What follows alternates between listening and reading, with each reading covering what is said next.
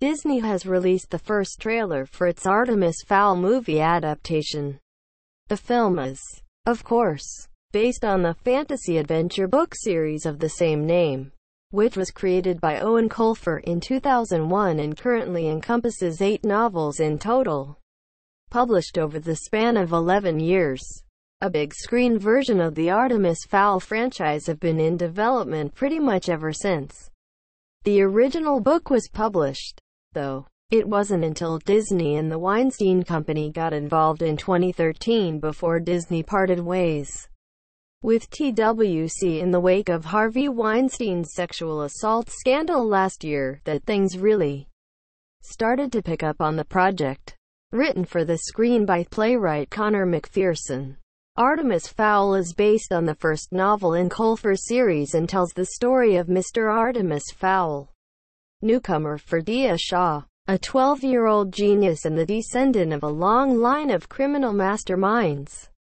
As the film's synopsis describes, the movie follows Artemis as he matches wits with a hidden race of fairies that may or may not be connected to his father's disappearance, in turn bringing him face to face with Holly Short, Lara McDonnell, an elf and the first female captain of LEPrecon, the recon division of LEP, Lower Elements Police, and Commander Root, Judi Dench, the hardline commander of LEPrecon.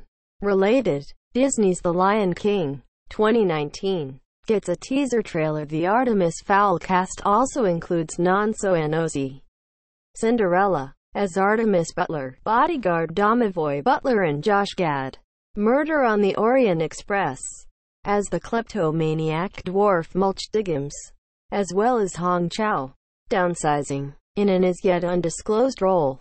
For more on what to expect from the adaptation, check out the first Artemis Fowl trailer in the space below. Artemis Fowl was directed by Kenneth Branagh, who previously collaborated with the Mouse House on its live-action Cinderella in 2015, and helmed the first Thor movie for the Disney-owned Marvel Studios back in 2011.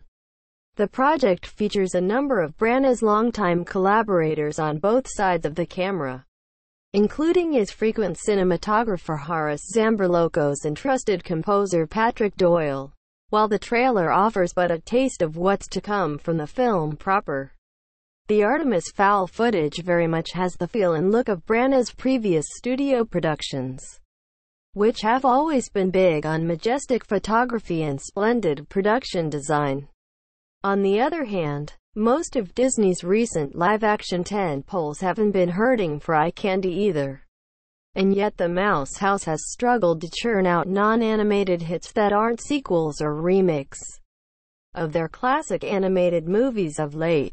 The studio has released 2 such commercial misfires this year alone, A Wrinkle in Time and The Nutcracker in the Four Realms, but is clearly hoping third time proves to be the charm with Artemis Fowl.